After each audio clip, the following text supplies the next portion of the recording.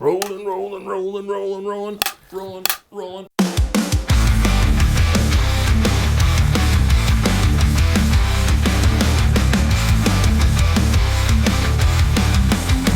All right, welcome.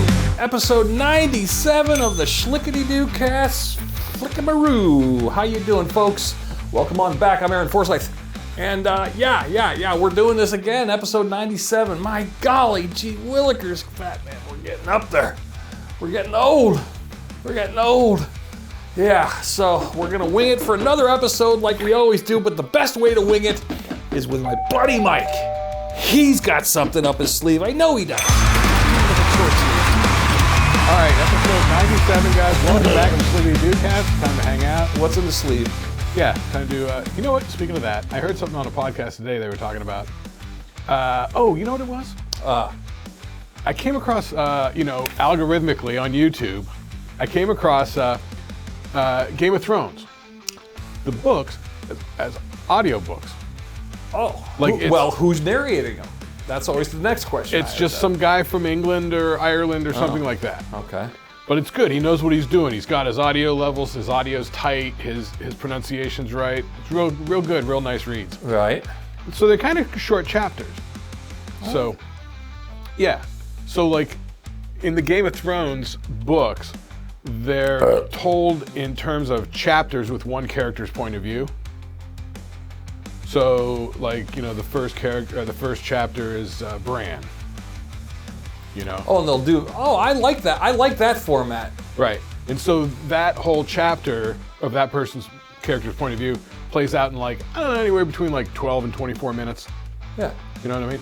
So then chapter 2 is Catelyn Stark. Yeah. You know what I mean?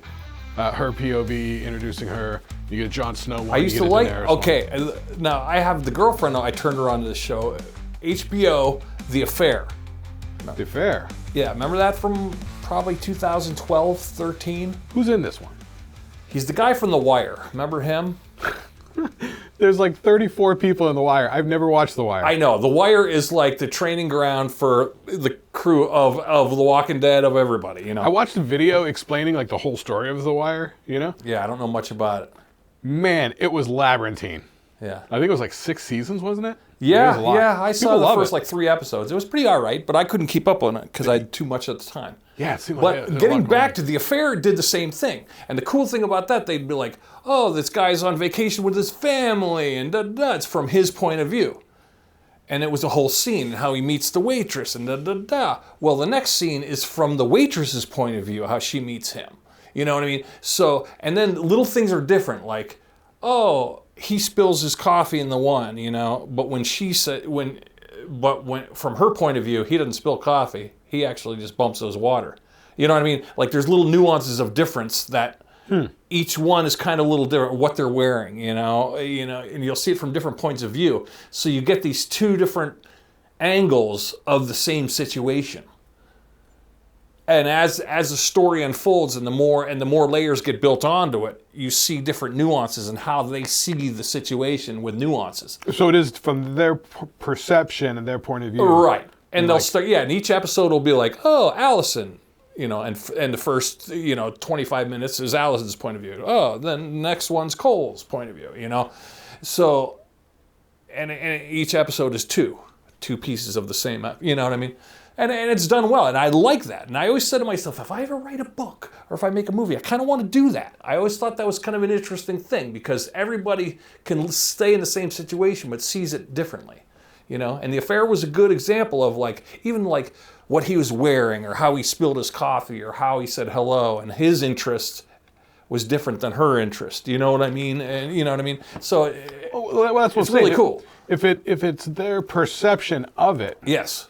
It can be if it's the first time that they ever met each other and they're in a restaurant and the lady's sitting there from the table and you're seeing it from her point of view and he comes in and says hi. From her point of view, he comes in and looks like a cocky, arrogant douchebag who thinks he owns the place or whatever. Yeah. Whereas from his point of view, he's just wrangling the kids. The kids are just fighting. Coming in and looking around and saying, oh, hey, how you doing? You know what I mean? Yeah. It's a whole, And I thought that, because essentially life is kind of like that.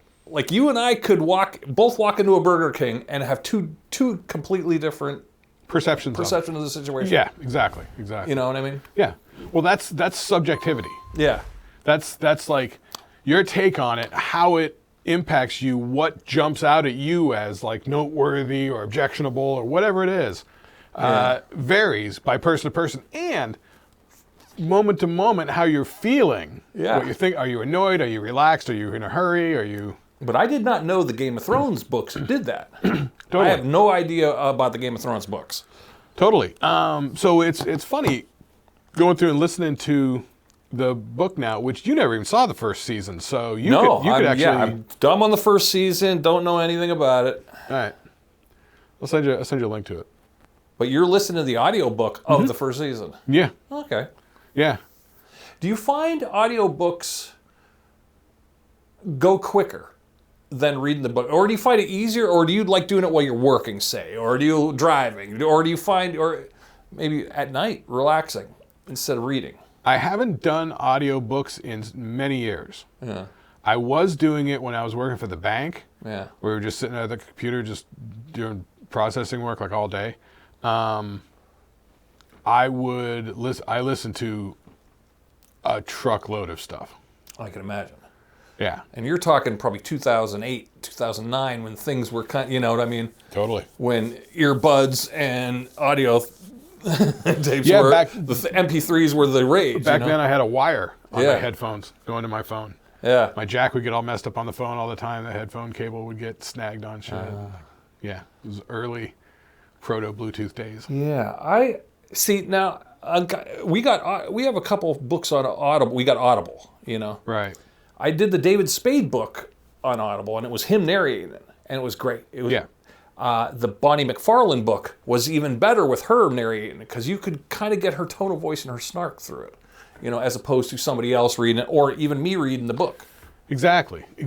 Because there's, like they say, people have a voice when they write, you know, the writer's voice. Yeah. But it really is their voice and how they talk and how they put together language. Yeah. You know, like Rod Serling in The Twilight Zone. If you've ever read anything that Rod Serling's written, like I had a book of like stories inspired by The Twilight Zone, and at the very end there was an old Rod Serling story that, you know, hadn't been But published. was it Rod Serling talking? The very last little chapter was actual Rod Serling stuff. So they were just people, they were other people writing like Twilight Zone stories or whatever. You know, and you know, they're okay, you know, whatever. And then you get to the end and you get to the, like within the first like 5 words, you're like, oh, this is 100% Rod Serling. Yeah, there's an art to it. The voiceover voice is The way he does it, the way he looks at language and puts stuff together, you know, because he's a writer, so. Yeah, and just the pauses and the way you got to draw something out. Yeah, like somebody like a James Earl Jones has audio skills, you know, things like that are just but good stage acting. The writing, the word choice, how it's put together. Like in that book where you read like 9 short stories by random, like well-known you know, writers and stuff like that, right? Sci-fi people, mystery people, whatever. People that everybody loves the Twilight Zone. It's like that Black Sabbath Nativity in Black album where like everybody comes on and pitches in. There's there's this. I want you to. Did I ever lend you this book? It's Sam Tallent. He's a stand-up comic. Yeah. And it's called Running the Light. No. It's a fictional book that he wrote. It's a must-have for a stand-up comic road guy. The road character is kind of like a Ron White type in his club days. Kind of a dark story. He's kind of like a cross between Stanhope and Ron White. You could picture the fiction story unfolding from there. Now, the audiobook, though, was later released, and famous comedians do a chapter. Oh. And everyone's like, oh, the Mark Norman one is unlistenable. And then the Bert Kreischer was saying he did a chapter in it. And apparently his version, I haven't heard it, but everyone's like, it's all right, but you can't get away from Bert. You know, it always sounds like Bert. It doesn't, you know. But when somebody like Stanhope does a chapter, you go, oh, okay. He's encapsulating this character. Right. But all those people you named, they have a voice. Yes, they do. They do. Like, you know what? Remember that movie, The House that we talked about on the Shlicketty Review cast? With Will Ferrell and the Amy Poehler and Mantzoukas. I put that on the other day just to throw something on. Was it holding up? Oh, yeah. That is. That was underrated. I mean, I like that movie. It's a pretty good setup, but then you throw in Mantzoukas, and for me, it's just Yeah, you're a Manzukis fan, and He just knocks it up 2 notches. I'm an Amy Poehler fan. Oh, I love Poehler and Faye. Yeah. And the girl that's the daughter in it, she's great. Yeah. Yeah. But they have a quick shot, just like almost like a gag, because they turn the house into a casino. And then over in this little side room, it was like a little comedy club for like. Oh yeah, it wasn't Sebastian in there. Yeah, it is Sebastian Maniscalco. Yeah. And when I first saw it, I didn't really know Sebastian Maniscalco on sight, Oh. But now, after doing that, That's My Dad movie, or About My Dad, Yeah. with Robert De Niro and Sebastian Maniscalco, then now it's funny because he's doing the Sebastian thing, talking about talking in their voice. Right, and he's doing his big sack, but it's in like a little mini room, and there's only one dude sitting there. Yeah, eating popcorn, laughing. But Sebastian's really pegging it. He's really, amping it up and doing his thing with the, Yeah. the phrasing and the pausing and the, Yeah, all that his sort of shit. shtickola that he does. Yeah, really laying into it hard. So it was interesting. It was like, oh yeah, look at that now. It's funny how you, in the past couple of years, that you've been versing yourself, because you'll text me every other day. Well, we're talking, and you're like, "Hey, what are you listening to?" So we've been listening to the same pods, So you're getting to know all these comedians that I've been absorbed in the past 5 years. Yeah. So you're getting up to speed now, and now you're like, "Oh, all right." Yeah. And you're seeing the different levels of comedians. You're seeing how comedians are growing in 2 years. Yeah. Well, I mean, I was an early adopter on Rogan shit, like way back in the day. Because it used to be, I'd listen to Stern, and then I listened to like Jim Rome talk show. Yeah. And then after that, like when Rogan came around. Yeah, I do the old Rogan, before he got the good studio. Before he moved to Austin, I'd do the old one, with the Joey Diaz showing up and all that, Yeah, although always fun. not the early stuff, the stuff at the big table where they're doing the interviews. Like Yeah. when he started to talk to Graham Hancock, I think that's when I started listening, Graham which was early on in the episodes. Yeah. But definitely up in the couple hundred, probably episode 177 or something like that. 2000 now, isn't he? Yeah, more than that. Wow. Yeah. But, recently, just on a tangent on that, I've been listening to those Protect Your Parks episodes. Oh, yeah. That's just them getting drunk. Oh, for sure. They get out of control. Yeah. Oh, yeah. Yeah. Especially those early couple ones where Ari drinks himself and passes out. I just listened to 11, and Ari was just argumentative. Yeah. Drunk and just shouting. Rogan's completely buzzed. You can tell. He's like, shut up, shut up, shut up, shut up. Listen. I think that's the whole idea, is to get really loaded. The early ones, I think there's like the second one, I think Norman ate a bunch of mushrooms and Shane drunk himself. Well, yeah. So they got this. I don't know if it's glass, but one time they threw it across the studio. So I was like, oh, that cannot be ceramic. They're throwing it, but it's a American Bald Eagle styled beer bong. Oh God! So they're pouring Bud Lights into it, and then because they started off, they were doing beer bongs. They were punching holes in the side of the can. Oh Jesus! Oh, like shotgunning beers. Shotgunning beers, and Rogan's like, we're gonna make a mess, and Mark Norman couldn't do it. No. I don't know that I've ever shotgunned a beer. You never did? Oh, I used to shotgun beers. Back then, it was like we didn't have beer to waste. No. No.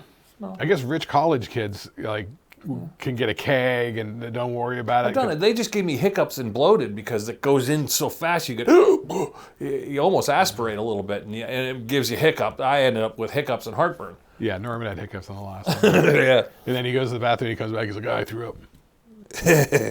Like a couple episodes ago, like Ari got so drunk he was throwing up in the cooler. Yeah.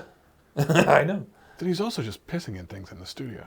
Yeah. Like, yeah, they had him on camera, like pissing in like a plant or something like that. Yeah. Pissing in everything. Yeah. And Joe's like, why don't you just go to the bathroom? It's like 4 steps away. He just gets drunk and can you imagine? I couldn't imagine living life like just with such abandon and free will. That's the thing. It's not abandon at a certain point when because okay, so Shane's over there pounding the Bud Lights. All right.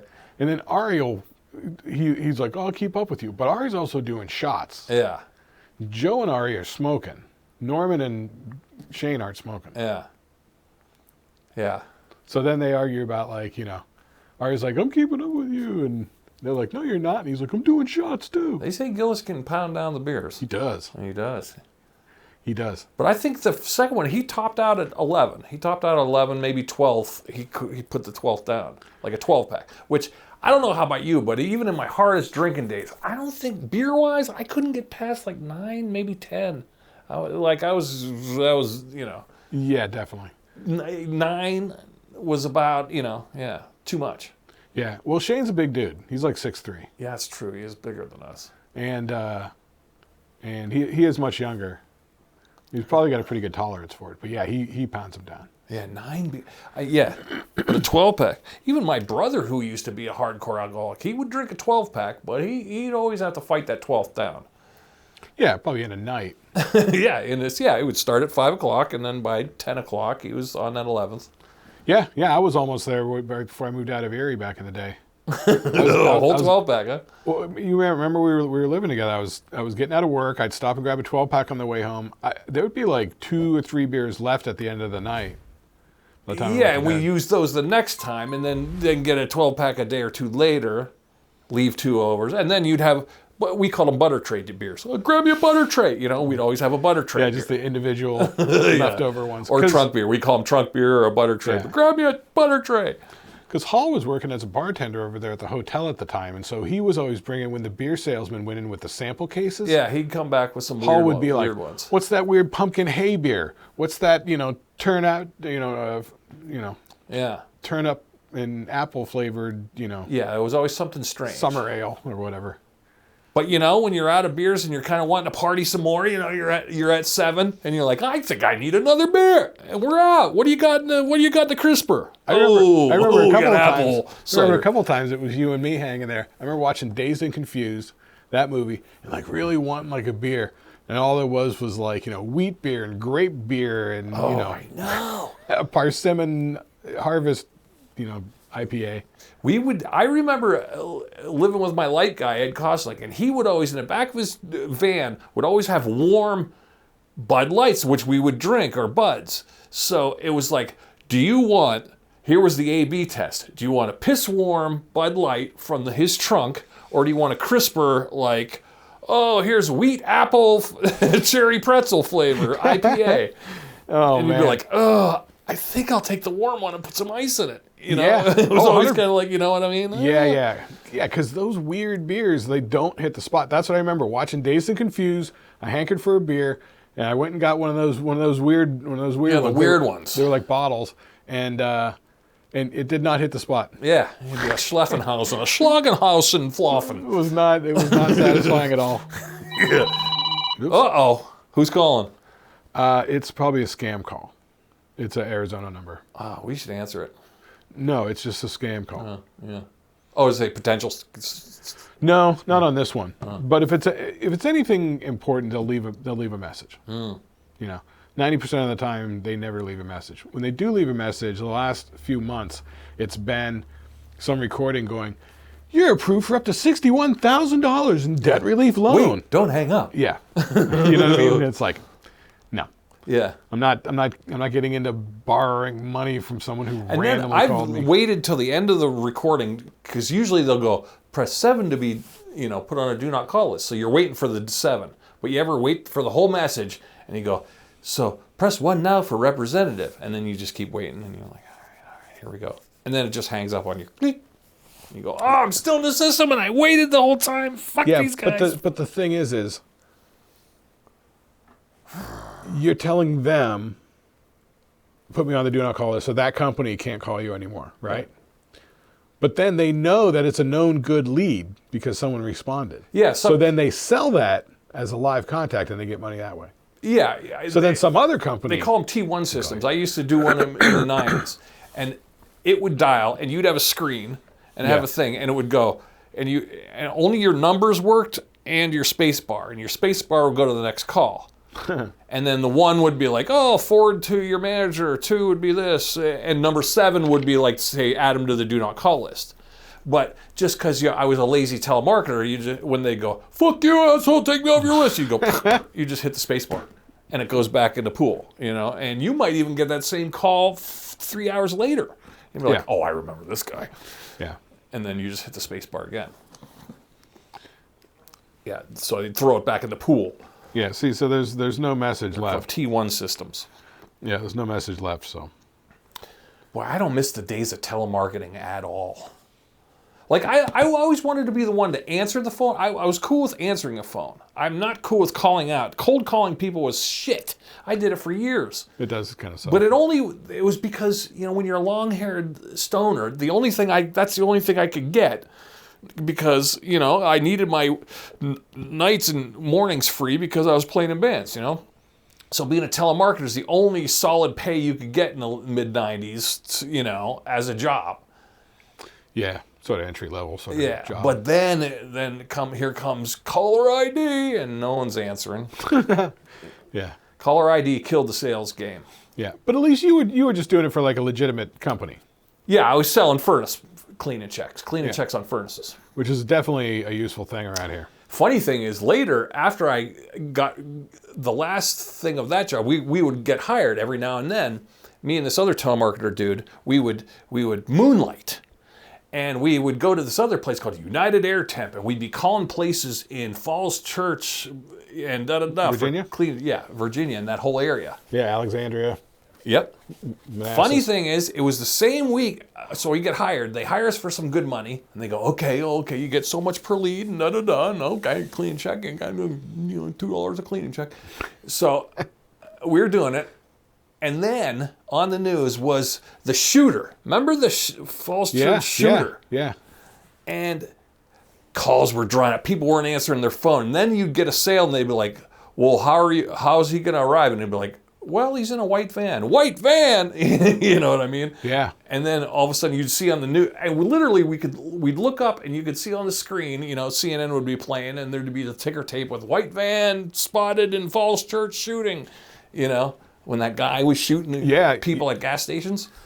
John Malvo, something like that? Yeah. Something It was him and some young kid. They called him like the DC sniper, but they had some modified van where they had like a false floor that the gunner would be in. Oh, really? Yeah, it was something like that. I never saw. Because they also had of out in Phoenix, they had the baseline killer who was doing a similar thing, shooting out of a moving car sort of thing. Wow. And in both cases, they had several incidents where people were shot and killed before they even figured out what the hell was going on. Yeah.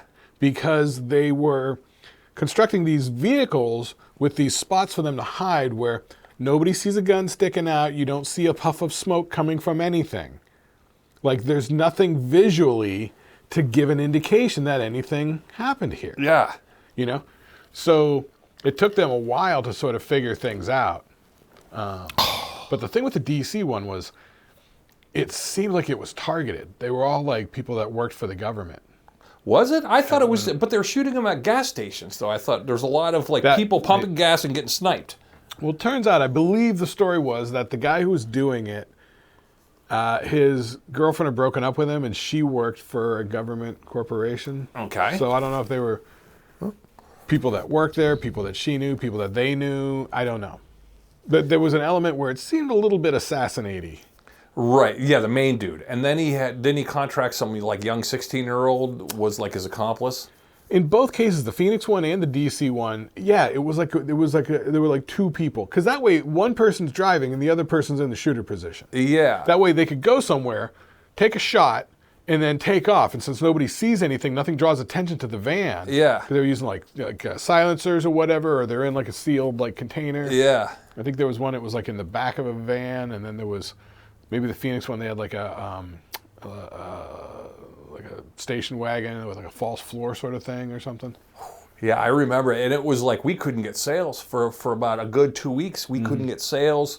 And then we were all like, we'd be at lunch hour taking a smoke, and we'd be all speculating, what if it's a guy from United Air Temp is the shooter? Imagine if it was, we're hiring the guy who's shooting them. It's one of our guys. Yeah, it was so weird. It's so weird to be in history like that, And we're in dumb old Erie, and we're calling for cleaning checks on people's furnaces in Falls Church. Yeah, that whole area. Alexandria and Tyson's Corner. Yeah. Yeah.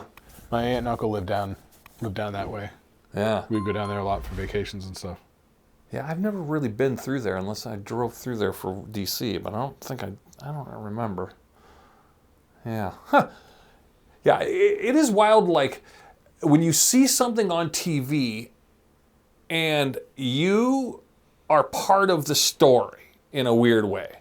Like I told you that one time we went, our band goes to New York City, we're there, and then it was like 2 weeks after the pizza bomb caller thing. Oh, that thing that happened here in Erie? Yes. Oh. So there, I'm in Times Square, and the ticker tape's going across the thing. It says, suspect questioned in the Erie pizza bomber case. And when you're in Times Square looking up at this ticker tape going across the thing and reading it, it's kind of mind-blowing. It says Erie, PA pizza bomber. You know what I mean? So you go, Erie's part of history here. I'm part of history in a weird way. Well, that's the thing. That whole thing happened after I had moved out to Arizona. Oh, that's right. You were gone by then. But you heard about it there, right?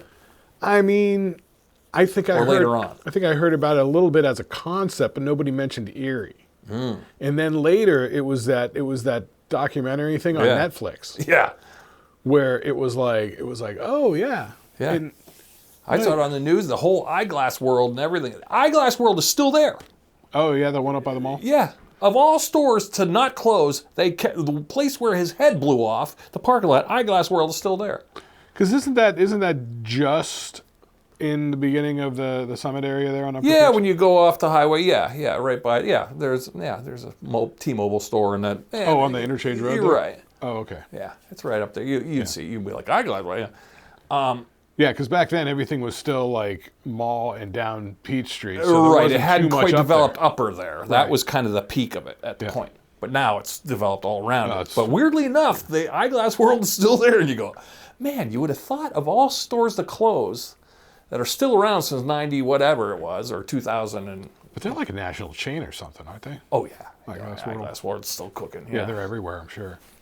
Yeah, but that's a bizarre story. It's weird how when Erie makes its way, or even just our blizzards, okay, we're on the national news for the blizzard, you see. I would hear an Erie getting mentioned an oddly high amount of time recently on the podcast with the comedians. Yes, yeah, everyone talks, yeah.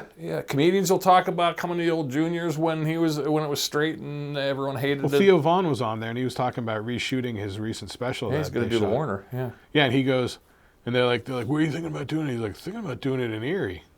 I'm like, what? Yeah. And then he had a line out the door at the Warner. Yeah, this morning I was listening. I think it was one of those Protect Our Parks 11. And I think Mark Norman said something about. He's never been here, but he always talks about the Funny Farm in Youngstown. Yeah. Which I'm going to be there in 2 weeks. Oh yeah. Yeah.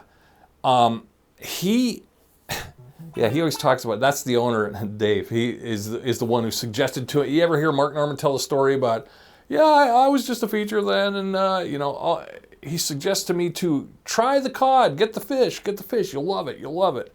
I order the fish, and it costs as much as my pay for the night, Oh really? And he had to pay for it at the end of the night, and he's like, I walked out of there with $20. Huh? No, I haven't heard that story. Yeah, and he's like, don't recommend. That's when he went on a rant. Don't recommend the fish. I don't want to eat it, unless it's on you. But yeah. But no, Erie is wild. Like a lot of, you'd be surprised when you go out of town. Everyone knows Erie. You know what I mean? It's maybe the name, maybe Lake Erie. I don't know what it is. How the name. Recently I came across on I don't know, Disney or HBO or something like that, a show called Lake Erie Murders. Really? Yeah. Huh. Let me see. Lake Erie Murders. Now I'm sure. Now, you got to consider that, Cleveland goes into Lake Erie, Buffalo goes into Lake Erie, Ontario is, Kitchener and all that stuff. So, I mean, Lake Erie's pretty big. It touches up on a bunch of stuff here and there. Yeah. But maybe it's the name. Maybe it's just Erie's just, it's fun to say, too. Yeah. Yeah, it's kind of neat to be part of history, though, in a weird way. When you see something historical, or something on the news, it's like, wow, that's so weird. The world's that was always place. It was always the thing. It was novel to get any sort of recognition or mention back in the day. Back in the day, we used to get mentioned on CNN headline news in the weather in the winters. There's that, or there'd be I remember a couple times, who's the guy that Smuckers would sponsor him at the Today Show, and he'd have the 100. Oh, Fanny Farmer from Erie, Pennsylvania is 101 years old today. Oh. Who's the weather guy? What's his name? Something Scott? Willard Scott. Thank you. Willard Scott. Thank you. Yeah, it was sponsored by Smuckers. There's always somebody from Erie who was living to be 100. Yeah. Which you go, God, that's kind of weird that we had a lot of 100-olds here. Yeah, it's HBO. The Lake Erie Murders. Oh, okay. It's so it's a series. Are they fictional stories or based on true stories? I think they're based on true stories. Oh, of course. So there's apparently 2 seasons, but there might only be the second season on here. All right. It just says season 2, and it doesn't give an option for season 1. Looks like 10 episodes, and yeah, I think it's from like. This one's Buffalo, probably something from Erie. Yeah. Something from like, Ohio along there, Cleveland on there. Yeah. I could see it. I could see rural Ohio is ripe for murder. Yeah, just stuff up by the lake. Yeah. You know what I mean?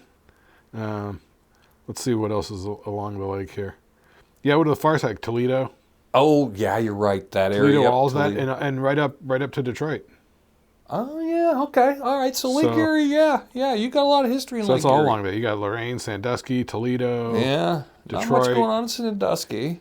And then I guess it's Canada right across there. That is. Chatham, London, Tillsonburg, Brantford, Hamilton, Niagara Falls, Buffalo. Yep. Okay, Fredonia. Mm-hmm. Okay, so about what I figured. So it checks out. Yeah. So, there's apparently enough murder stories in the past. I guess you could, yeah, to fill you up could 2 pool 10-episode all the seasons. precincts together and get a 12 stories, I'm sure. I guess so. Wasn't that whole thing that the old TV show The Fugitive was based on? Didn't that happen outside of Charles Kimball, the Dr. Kimball? His wife was killed, and they were like, "You did it," and they were pinning it on him, and he's like, "No, it was a one-armed guy." Remember that? I never saw The Fugitive. I don't think. It was like a 50s, 60s TV show, and then they made the movie with Harrison Ford and Tommy Lee Jones. I vaguely remember that, but boy, it's been so many years. I think that was something over in like Cleveland or Columbus or something like that. I think Cleveland on that one. Yeah. Remember that Fatal Vision movie? It was like a TV movie on NBC back in the day. That's where we met Gary Cole. You know how much we all love Gary Cole. Who's Gary Cole? Gary Cole, really? That's not RoboCop guy, is it? No, that's Peter Weller. Oh, Peter Weller. Okay. Who's Gary Cole? That name sounds familiar. As soon as you see him, you'll be like, "Oh, that guy. That's his name." Okay, he's looking it up. Oh my God! Thanks Google for being fucking useless. I typed Gary Cole. You know what they gave me? Gary Coleman. 100%. What'd you talk about, Willis? Dumbasses. Oh wait, I don't have my glasses on. Gary Cole. Hey, look. Oh, okay, all right. You've seen that guy. He's been in a million things. Yeah, he's all in the 90s. Yeah, or whatever. He's all over stuff now. Yeah. He's always like, if you ever watch Veep on HBO. Yeah. He was in Veep. Yeah, he's cool. He's hysterical. Yeah. But he was in this movie, NBC Movie of the Week, Fatal Vision. It was about this doctor who was an army doctor, surgeon, and he supposedly comes home one day and his wife and kids are all murdered in the house. And the prosecutors are like, "You did it," and they had the whole case about it, and he was going to trial. It was like one of those things of the day. Huh. It just dawned on me when I went to look at that. When I came in here today, did I have glasses on? I believe so. Yeah. I'm not seeing my glasses anymore. They're probably in your outdoors jacket. Yeah, I lost my glasses. Because I went to look at that, I'm like, that's all blurry. Wait, where's my glasses? And I'm not seeing my glasses, but okay. I got readers. Reader schmeaters.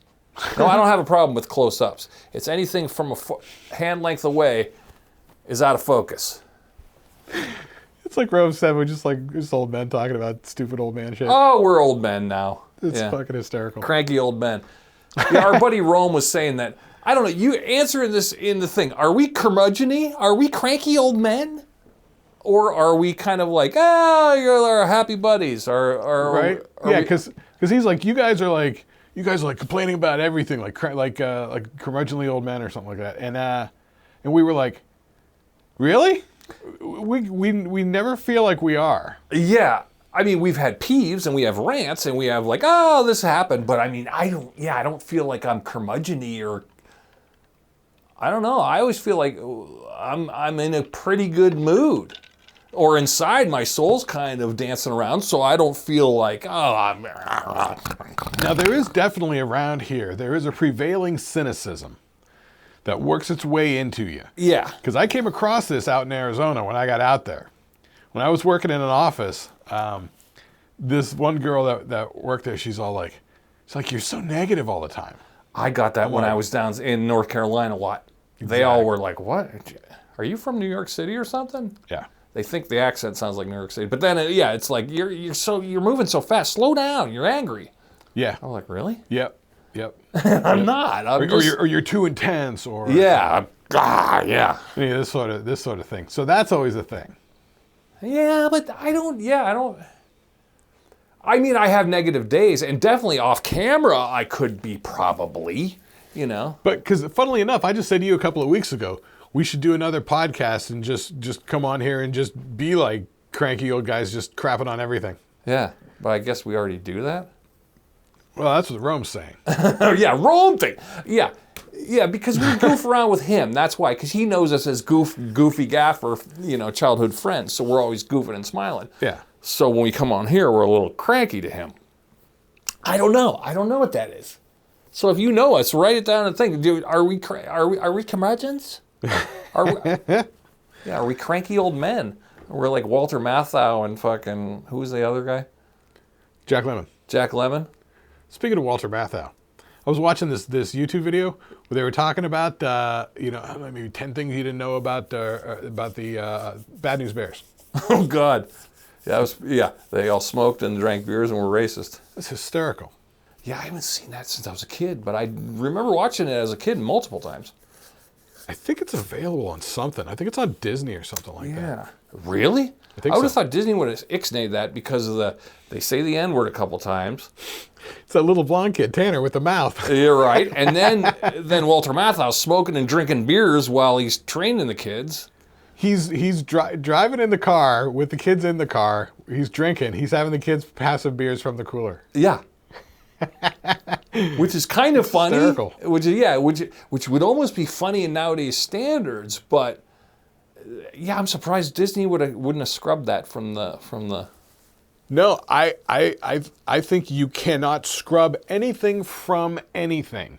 These movies are a snapshot from the time that they were made. That's what I'm saying. That's why it's interesting to go back and watch black and white stuff from the 30s before the Hays Code came in. It's fun. Go look at it. See what they're doing of the time. How they do things, how they view things, how they weight things. It's very interesting and very instructional.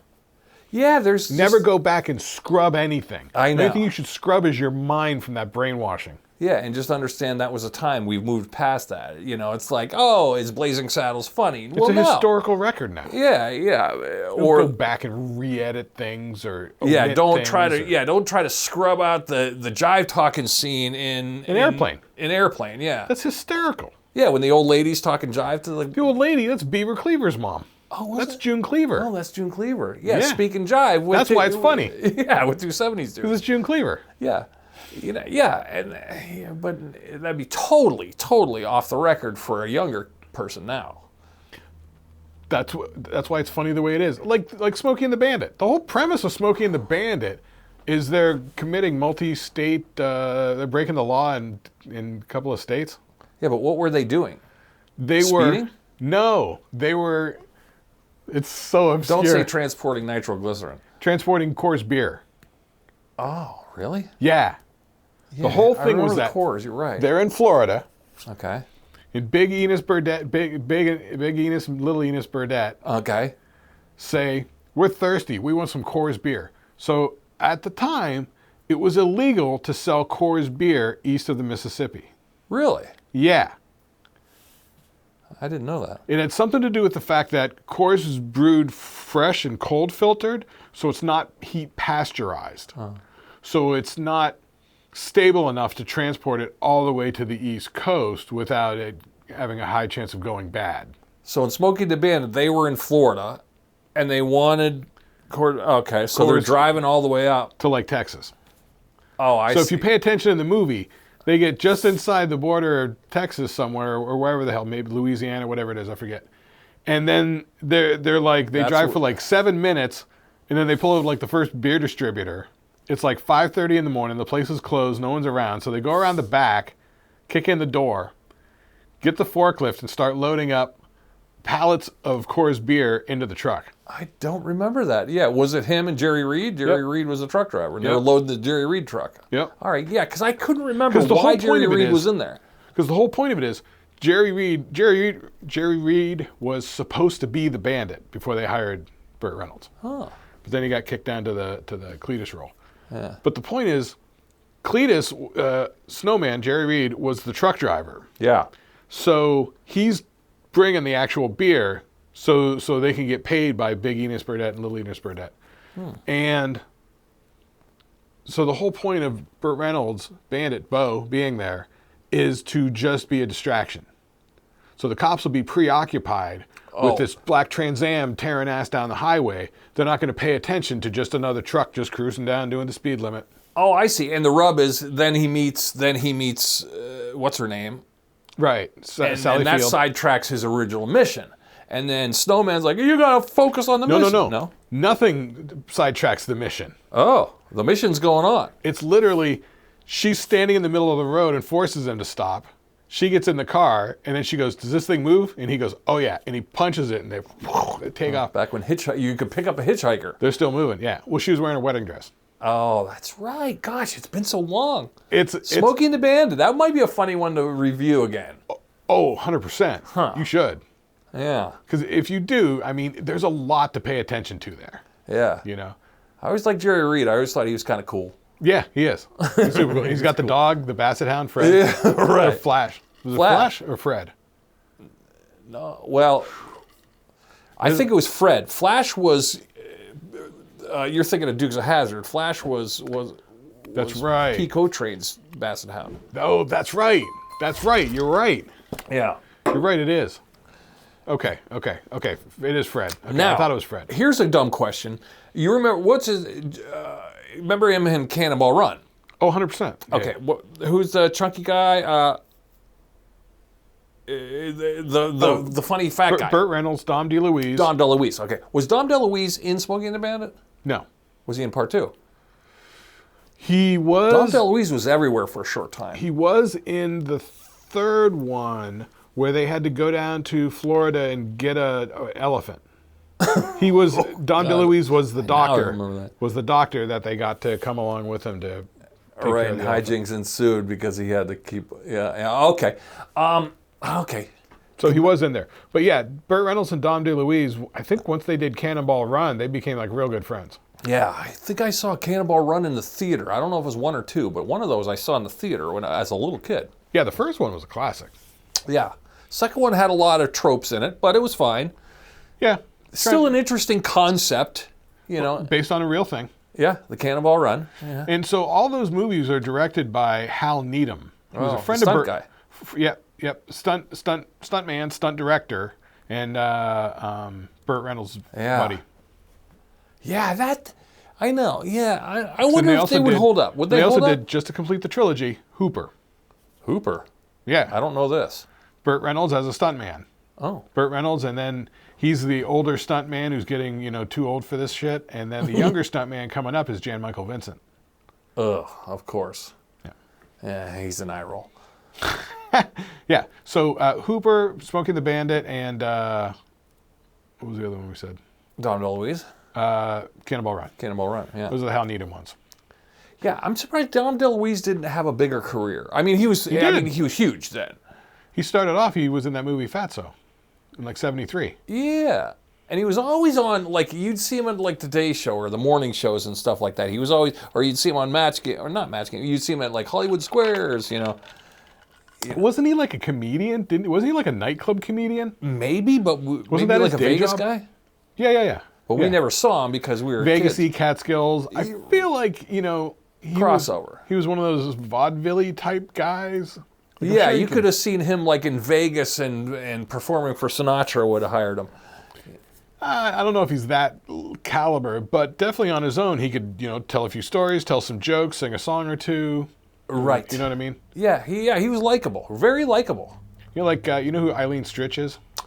Ooh, a name sounds familiar. You ever watch 30 Rock? Yeah.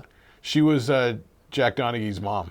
Oh, she's an old timer. Yeah, but she was original vaudevillian. Exactly. Yeah. She was like a Broadway performer, Yeah. like one person show sort of thing. Like she was like come out, tell a story, tell some jokes, do a song, do some dancing.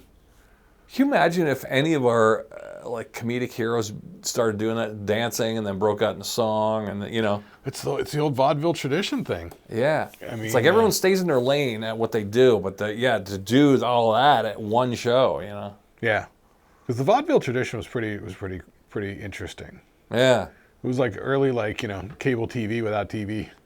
Yeah, without TV, cable, or electricity. But there's a campiness to it that isn't appealing to nowadays. Like, remember the old Chaplin movie with Robert Downey Jr.? I haven't seen it, but I remember no, I've never seen it. Really? Yeah, I don't know much about it, other than the fact I was like, wow, he does a good job. I do believe that's what he won an Oscar for. Yeah, I remember that. And I remember seeing the trailer and thinking, wow, that's pretty on the nose. I think, that's a Avildsen film. Wasn't it depressing, though? No. No? Was it a feel-good movie? No, it's just a biopic of Charlie Chaplin. It's fascinating. Yeah, I don't know much about Charlie Chaplin. It's fascinating. He kills it. Yeah. You get Kevin Kline's in there as Errol Flynn. Really? Yeah. He'd play a good Errol Flynn. They're like neighbors in the mansions and shit like that. Wow, I can definitely see that. They have a line where Kevin Kline says to him, they're talking about Hitler before Charlie Chaplin makes the great dictator or whatever. And Kevin Kline has Douglas Fairbanks maybe? Or Errol Flynn, one of the two. And he's like, it's after a party. And he goes, you hear about all that stuff going on in Europe? And Downey's, Chaplin is like, yeah, it's a real mess of it, because he was Jewish from London. Yeah. Because he's British, he's from London. And he goes, I heard that guy started shaving his mustache like yours. That's why Hitler got that little mustache, because he was trying to emulate Chaplin. Oh. Yeah. I guess they call it a Hitler mustache. They don't call it a Chaplin mustache. Not anymore. Not anymore. But in those days, it was probably called a Chaplin. But I thought it was just like a little paintbrush mustache or something like that. Yeah. Anyway, but you got to see Chaplin. Yeah, should I put that on the list of things to watch because it's part of pop culture? Yeah, seriously. And I guess as a comedian and a performer, it's something I should know. Write these down. Write these down. Smokey and the Bandit. You need Bad News Bears. Cool. You need Chaplin. You know what else would be a fun watch? When was the last time you saw Any Which Way But Loose? Oh, God, with the orangutan. I know. I always liked his mom in that one. Clint Eastwood's mom was... Ruth Gordon. She stole the show on that one. Yeah. Yeah, and the orangutan, of course. Yeah, I saw a scene from that on some YouTube short the other day. Yeah. Remember there was that biker gang with spiders? Oh, the spiders. That's right. The biker, or they call the widows, or the Black Widows, or the widows. That's what it was. Yeah. Right. Yeah. Yeah, the Black Widows. That's a weird movie. That was a weird movie when I saw it when I was like 9. Philo Beto, exactly. Yeah. And he had that buddy friend of his that was always with him. I wonder how that would hold up in nowadays pacing and da-da-da. Like I said, I saw a scene of it on a YouTube short like yesterday or 2 days ago, and it seemed like it might have held up pretty good. I mean, it's a weird setup, the whole thing. Yeah. He's like a bare knuckle fighter in Bakersfield. Oh, of course. And he has an orangutan, and he lives in a trailer with his mom, Ruth Gordon. And an orangutan. Clyde. Yeah. Yeah. Imagine living in a trailer in Bakersfield, chain smoking with an orangutan. But man, it's like young. That's pretty Bakersfield, right? It's young Clint Eastwood. Oh, he's like messing with the bikers. They're in some diner, and the biker. Remember Sandra Locke? That was his girlfriend. Oh yeah. She was the love interest. Pretty blonde girl. And so a couple of the bikers send her a beer, while she's sitting at a booth, with Philo Beto, Clint Eastwood, and his buddy. And remember his buddy? He's wearing a baseball hat. Every time it looks like a fight's gonna break out, he turns his hat around backwards. Yeah. Yeah. And so they send the beer over, and so Clint Eastwood is like, what's this? And the waitress is like, oh, they sent it over for her. And so Clint Eastwood starts looking at him and drinking it. And they come over wanting to fight. And his friend turns the hat around. And then Clint's just like talking trash. And they're like, you're looking for trouble, mister? He's like, let's go. Yeah, there's a lot of bare knuckle fighting in that. That was the whole point. Yeah. I haven't seen that movie in forever. But he couldn't fight when he was driving. That's why he would always say, right turn, Clyde. And then the orangutan would punch out the window. Yeah, they would just punch out people next to him. Yeah. Or flip them off, he was doing all sorts of things. The things. orangutan was fun. That's why we watched it as a kid. It's like a crazy wild card. Yeah. But it's sort of cartoony. It's sort of cartoony, a little cartoony, surreal. Yeah. But not too far. Yeah, I guess. But it definitely keeps it from being dark. It's not dark. Yeah. Now, is it the orangutan that lightens up the mood? I didn't see any of that. There was just this one short scene in the diner where he's messing with the bikers. Yeah, that was almost like a kick-his-ass Seabass kind of thing. Speaking of which, same type of scene, but it was the Roadhouse remake with Jake Gyllenhaal. Oh, I don't know about the remake, but It kind of made me kind of want to see it. Ew, really? Yeah, it was sort of interesting the way Jake they did it. Gyllenhaal always delivers, but because he's like talking shit to these bikers as he starts kicking their asses. Yeah. And he's like telling them things like, "Listen, you don't want any of this right here." And then the dude makes a movie, like punches him right in the I have Adam's seen apple. Roadhouse in the past 6 years. And then he's like, "We got to call an ambulance for this." Roadhouse is bad. Yeah, the old Patrick Swayze one. Yeah, that was bad. Really bad. Yeah, that's schmaltzy. But it's kind of supposed to be. Well, no, maybe it wasn't supposed to be, but it ends up being, it's kind of like watching Footloose. It's so terrible that it's entertaining, because... Oh, Footloose? Yeah. Yeah. Well, not even Footloose, no. I mean... But Roadhouse has a campiness was... that's super charming. Footloose is sort of an okay movie. I mean, it's a cute little, fish out of water. Yeah, there's a romance thing in sort there. of thing. Well... romance with the whole thing. They all had a romance. They all had a love of... You had John Lithgow as the father preacher. Yeah. Who's all against music and dancing. Yeah. Yeah, no, it's funny. John Lithgow's still going at it. Still quality actor. John Lithgow's going to be the new Dumbledore in the Harry Potter series. I know. That's what I'm saying. He's getting a rebirth. He's getting a whole thing. Yeah. I remember being a little kid and... one of my, I've seen our movies, but one of the early ones I seen on early HBO when we got HBO for the first time was, remember him in World According to Garp? Yep. And he played like a ex-football cross-dressing guy. Oh yeah, that's right. Yeah. And I always thought, man, he's a pretty good actor, And then you shoot ahead in the years, even him in the first, as the guy with dementia in the first Planet of the Apes movie, remakes. Oh, the one with Franco. Yeah, with Franco. Well, that's much later. Yeah, I know. I mean, but yeah, he's always been considered, through the decades, every time he's on screen, it's like, wow, he's really good. Harry and the Hendersons? Sure, even in that. That's, he's working with what he had, but he's still good. I think that movie's full of heart. Yeah. With a great cast. Mm-hmm. And then he did for years Third Rock from the Sun. Of course, yeah. Which they were winning awards for that sort of stuff. I think he's just a good actor, but to go from screen to stage, and you could tell he knows his way around Broadway too. That guy, he knows his shit. Yeah. Oh, so he's world class. Yeah, 100%. Yeah. He's one of the top ones. Yeah. Huh. How are we doing on time? Oh, we're doing all right on time. So once again, here's your watch list. Okay. You got your Bad News Bears. I've seen it, but I haven't seen it in years since I was a kid. Right. Smokey and the Bandit. Same. Haven't seen it since I was a kid. Any Which Way But Loose. Haven't seen it since I was the 70s kid. That's kind of the whole point. Yeah. And then the Chaplain.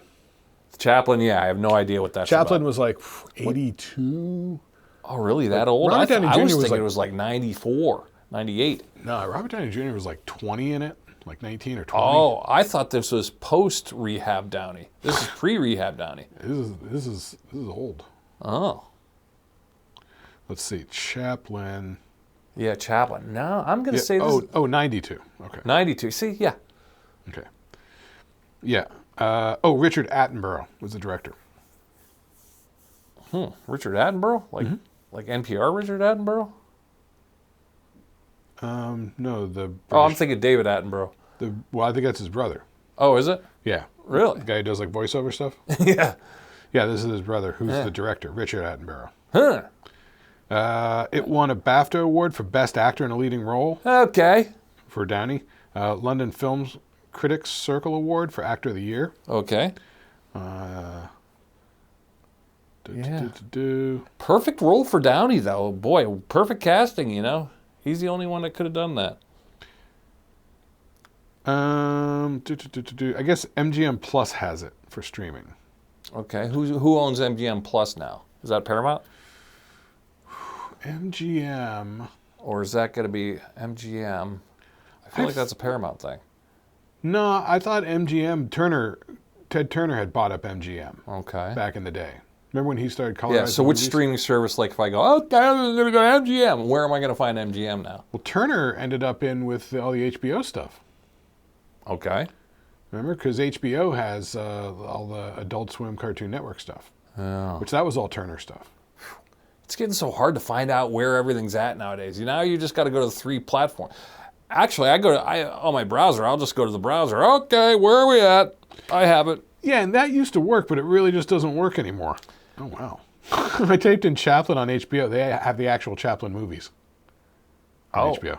Oh, like actual Charlie Chaplin? The Gold Rush, 1925. The Great Dictator, 1940. That can't be good. The Circus, 1928. Yeah, these are classics. The Rink, 1916. Modern Times, 1936. I've never seen a Charlie Chaplin movie. City Lights, 1931. The Kid, 1921, where the little kid is actually Uncle Fester from the Addams Family TV show. Really? Yep. Have you ever seen any of those? I've never seen any of them. Oh. Yeah, film school. Oh. Yeah. Shoulder Arms from 1918. The Immigrant from 1917. Wow. Night in the Show, A Dog's Life. Payday, Idle Class, A Day's Pleasure, Sunnyside. Damn, they got all of them. Was Charlie Chaplin still alive while we were alive? Yeah. Like, didn't he die in like 79 or 80? Something like that. Like 82? Yeah. And like, wasn't his last appearance like a Dick Cavett show or something like that? Like live? And didn't he have like a Salvador Dali mustache or something? Mm-hmm. Yeah. I almost want to say I remember seeing an old thing of him like on a talk show. Like, Well, I think he had been living in France for a while, so he might have come back wearing a beret and one of those black and white striped French shirts. Right, yeah. And the weird mustache, yeah. Yeah. And a weird comb over. And he was kind of, so anyway. Yeah, and he had like big Because sunglasses. Gilbert Godfrey used to make fun of him. Yeah. You know, he'd do that, so anyway. Yeah. Well, that's why, yeah. I mean, just random connections. It makes me think of John Belushi on Saturday Night Live doing Elizabeth Taylor at the time. Because Elizabeth Taylor at the time had put She on got mad at that. She didn't know. Yeah, she put on a lot of weight and stuff. Okay, so Chaplin's not there, but they do have all the Charlie Chaplin movies on HBO Max. I don't know if I could sit through one of them. I would sit through, if you gave me a choice of all those, give me the most popular one for pop culture's sake.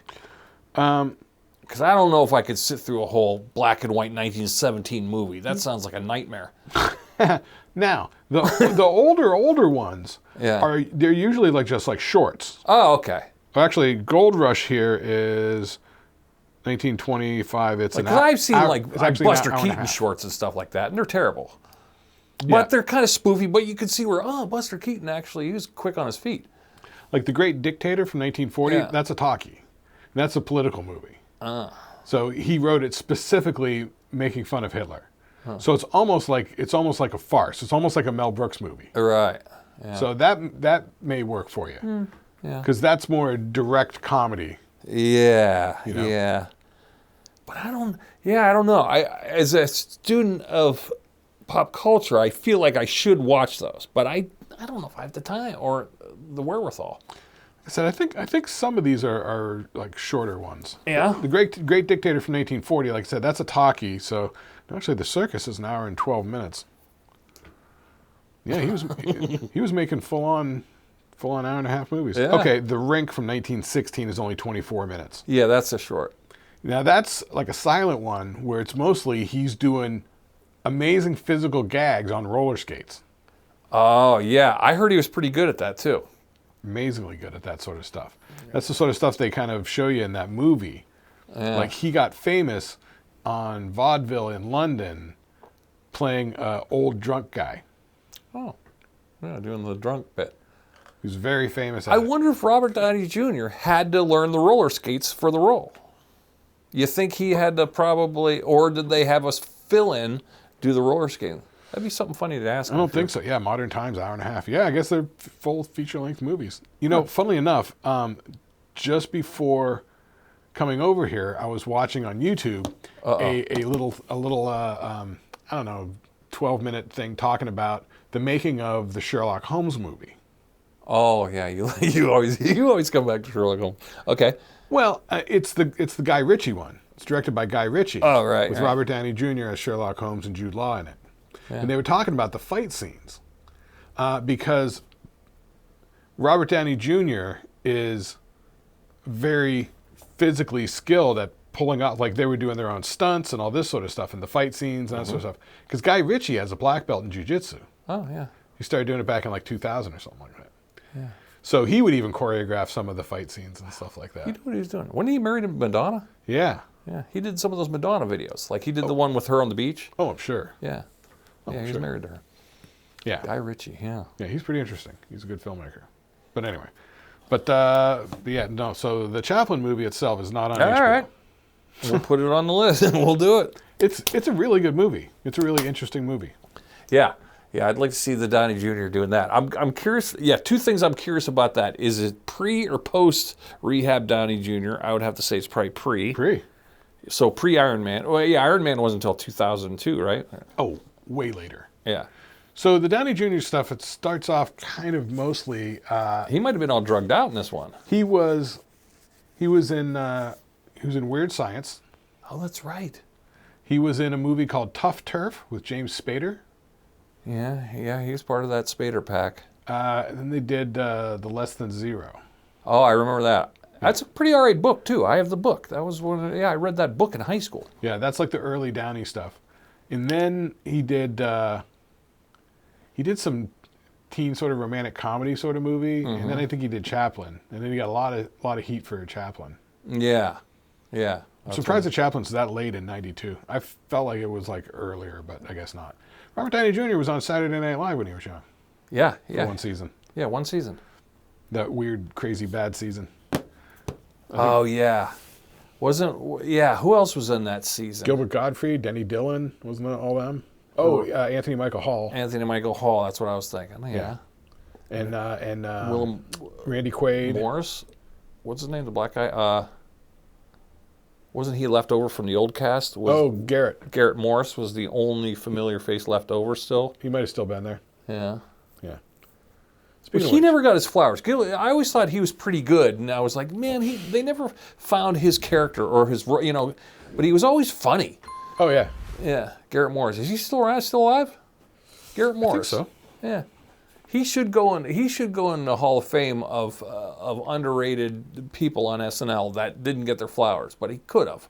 Maybe they just didn't find. He didn't have his Gumby, damn it, or he didn't have his perfect character. You know how everyone seems to develop their goat boy or their favorite. Everyone has a character. Yeah, he's still around. 89. 89. Garrett Morris. Yeah. Yeah. Remember that Saturday Night Live movie they put out a couple years ago? Right, making of the first show. Yeah. I ended up not watching it, but I had it. Oh, really? I wanted to because I'm an SNL head. I love it, but I couldn't get her to watch it. She wasn't into it. Oh, really? Yeah, she would watch it if it was the real people. Yeah, but she doesn't want to see adaptations thereof. Yeah, but was it worthy? I mean, definitely worth a watch once. Yeah. It's not the be all end all. Yeah. It's funny. I have the Lorne book, and it's fun. But a lot of the book is getting to know Lorne's younger years. Oh. And it gets real. I don't want to say dry, but it's a little dry. I was like, all right, I'm yawning through the book. I don't rarely do this in books, but this was one of the books where I went.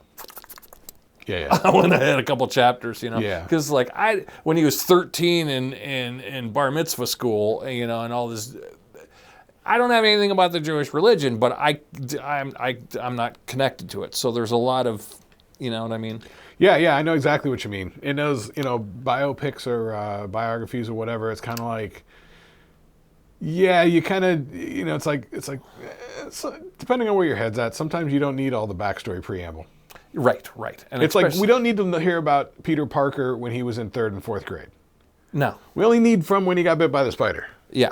Yeah. And in Lorne Michaels' land, his bit by the spider was when he, started doing SNL. stage work. Yeah. Oh, yeah? Yeah, when he's pitching the SNL concept. That, other than that, before that, I was kind of it's kind of dry. Because didn't it sort of dovetail with the whole, because I watched that Doug Kenny movie starring Will Forte. And he was from Harvard Lampoon, and they started the National Lampoon. And then they made like Animal House, and then you and I were going to watch Caddyshack. a remake movie of that for Shlicketty Review, but we never did. What was the one? I watched it. Yeah. Was that good? Yeah, it was worth a watch. Yeah, it was about the Lampoon. Yeah. It was about the Harvard Lampoon in the 70s. It was about Doug Kenny, Yeah. who was the guy that started the National Lampoon after him and his writing partner friend that was on the Harvard Lampoon also after they graduated. Yeah. Because they wanted to make like a Cracked or Mad Magazine sort of thing. Yeah. But yeah. Yeah. Yeah. I know. I feel like, was Martin Mull in that? Martin Mull plays the older version of Doug Kenny. That's right. Okay. Yeah. Because Martin Mull died, didn't he? Yes. Yeah. And that was his last role, wasn't it? Probably. Yeah. Because I remember seeing the trailer going, wow, Martin Mull, I forgot about him. He was a big deal. And I think he's dead now. Yeah. Yeah. And this is a pretty new movie. Yeah, just a couple of years ago. Yeah. What did I find that on? Yeah, it was like a pandemic movie. Is that on HBO? I think it was on Netflix. Maybe not.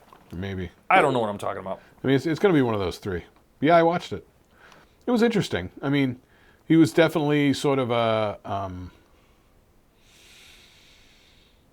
he's one of those old school guys who's, he's talented, writing, he's got almost ideas. like writing for a newspaper, but political satire of the 70s, of the late 60s into the 70s is kind of like, that's a whole world.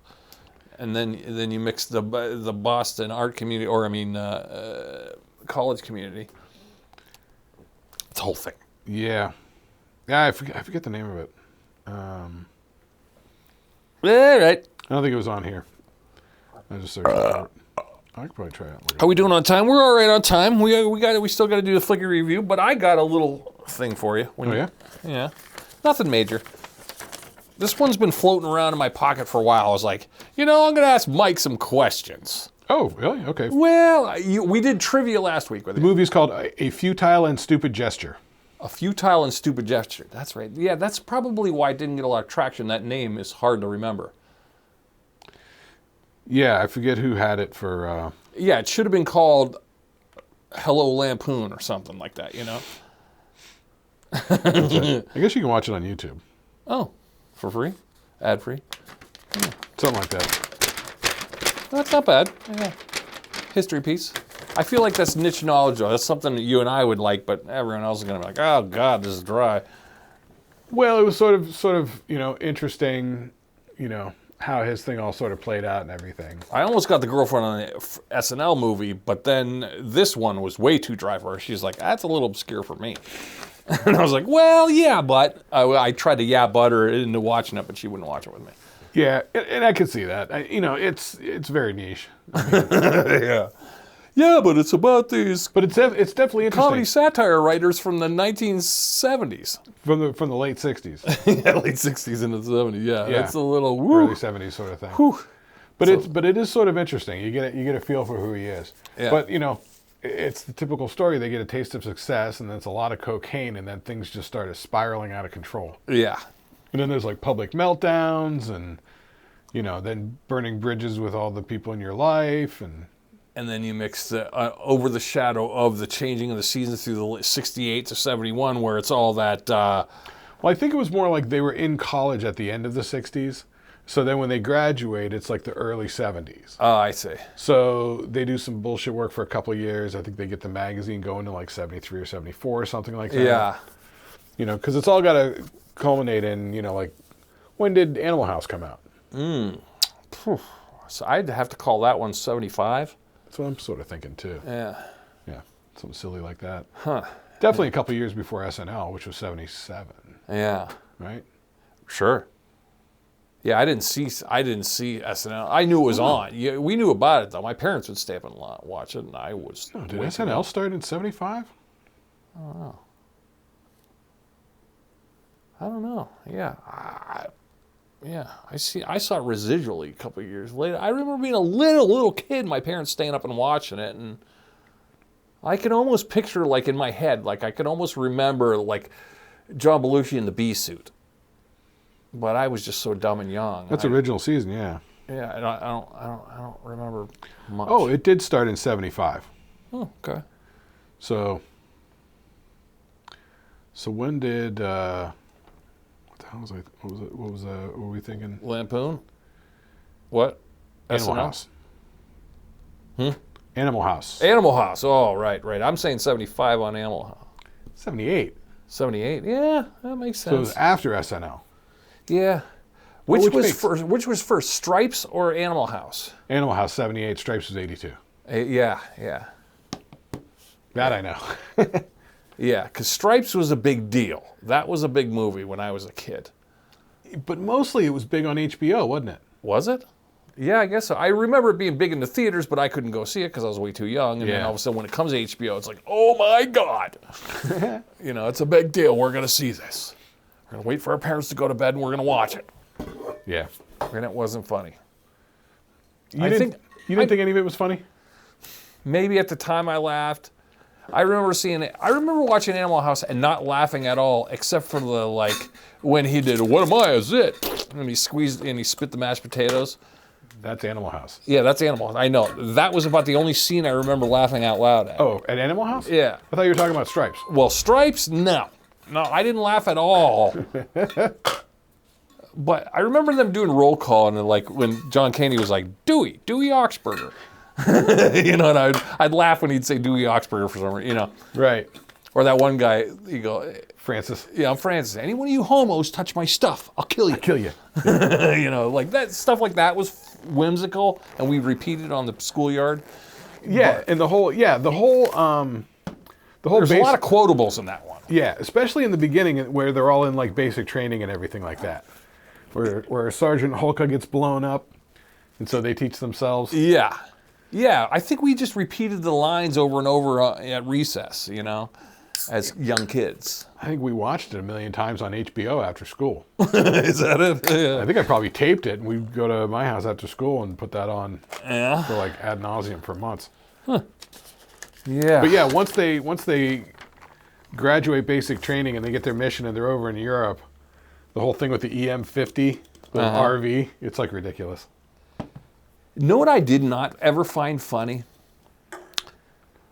Blues Brothers.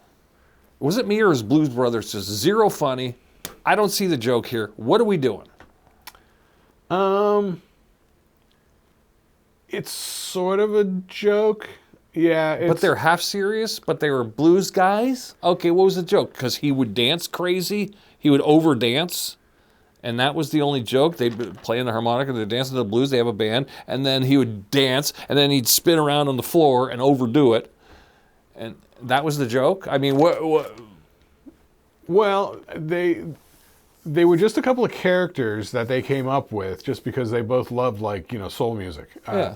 Old soul music and, like, Stax Yeah, records and stuff like that. sure. So their band was the Stax house band. Yeah. Steve Cropper on guitar, Donald Duck Dunn Yeah. on bass, Matt Guitar Murphy, Blue Lou on sax. I get it. But what was the funny?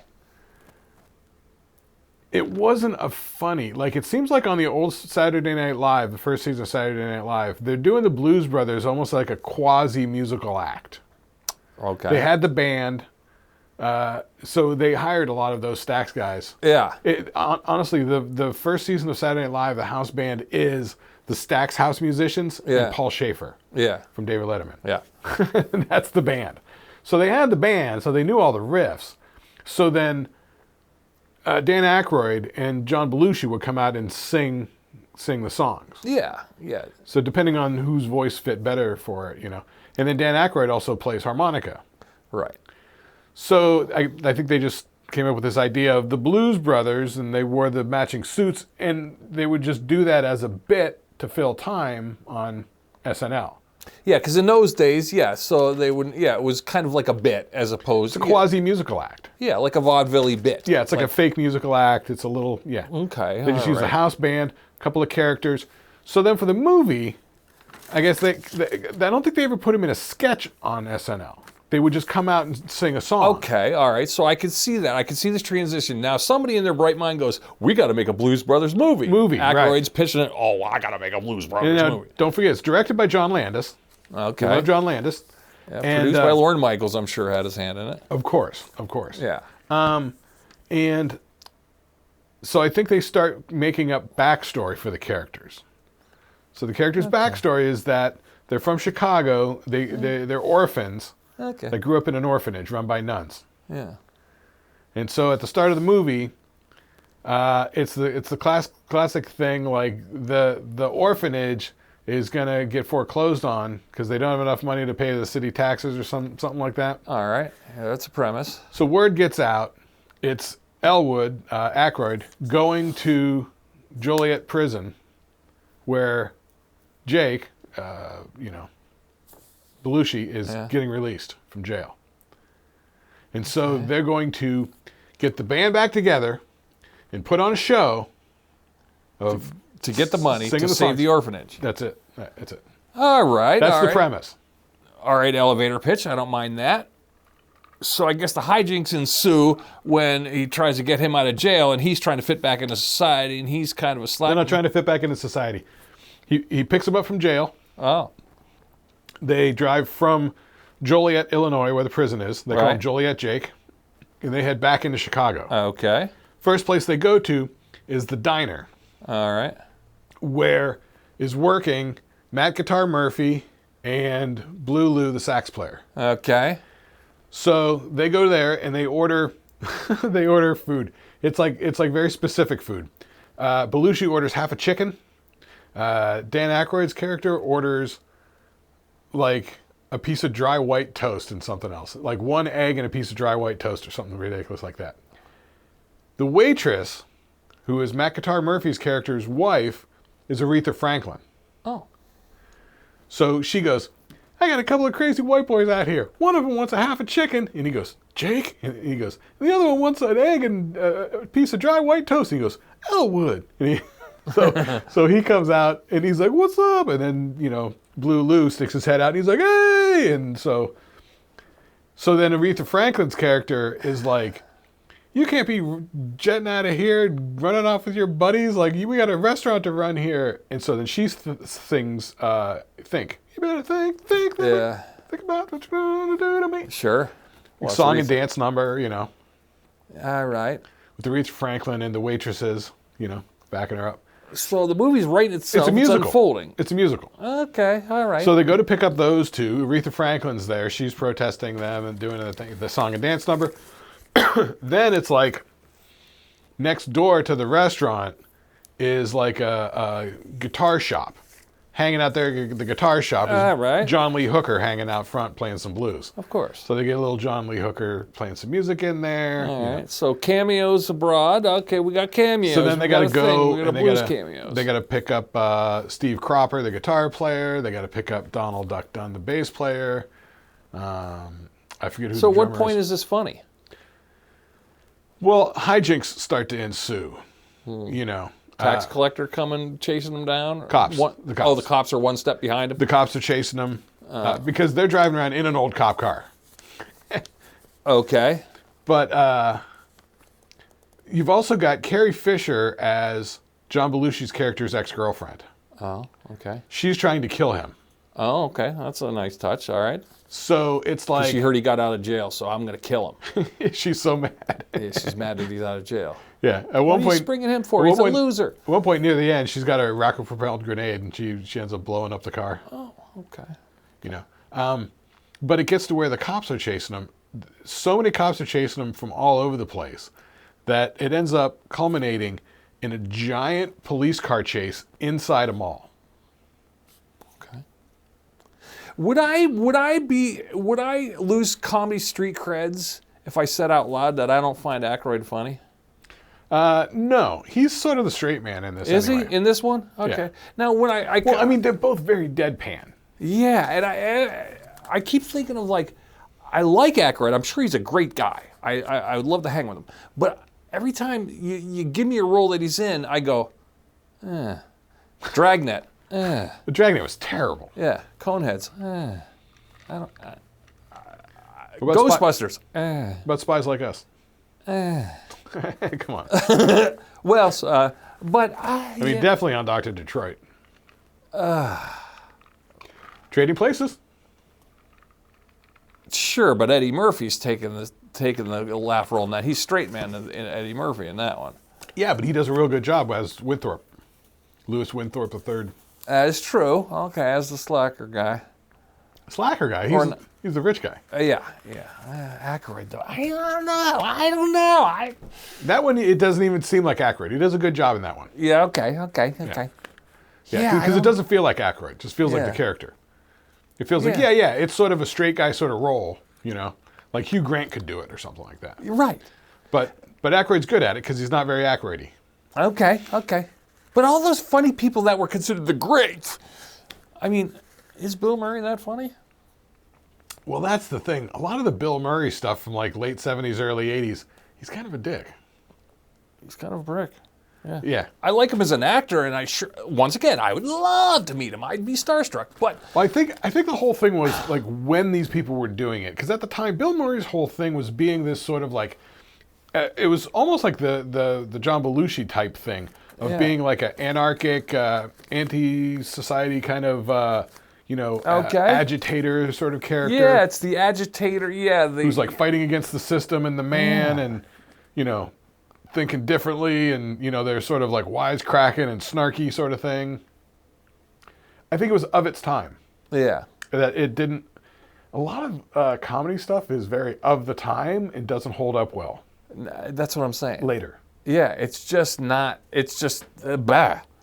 I don't know. I mean, there was a time where Jim Carrey's stuff was the funniest thing ever. Now you look at it and you're like, There was a time where Will Ferrell's stuff was the funniest thing ever. Now when you look at it, it's sort of like, There was a time where Mike Myers' stuff was the funniest stuff ever. And now it's sort of like... Yeah, but all three of those examples, they are still funny. I just don't see where Aykroyd in Ghostbusters was funny. I don't... No, he was kind of the straight man. Yeah. Well, in Ghostbusters, he was the believer. Yeah. Or even Bill Murray in Ghostbusters was not that funny. Like Rick Moranis was kind of funny. Yeah. I like Rick Moranis in that one. Yeah. But I don't. I don't know. Yeah. I'm not seeing the funny. No, I think a lot of times he's not very funny. He's just around funny people. He's in funny situations, and he's around funny people, and he might be the arbiter because he was there during funniness occurring, but is he truly a funny guy? You know what I mean? Well, I guess on the old Saturday Night Live, he was good at doing character work. Yeah, and maybe in an improv sense too. He's probably all right. Probably when they're all goofing around in the stagey room. I mean, he was sort of like the Phil Hartman sort of like utility guy who could do everything. Yeah, okay, I could see him in that. He could be like the Bassomatic salesman doing the pitch and putting the fish in the blender, but he also was doing the Julia Childs cutting off her finger. That's true. Or like when he was the Wild and Crazy Guys, he was with Steve Martin. He was actually all right. Steve Martin though was clearly funny. He was one of the restaurant workers on the hamburger scene.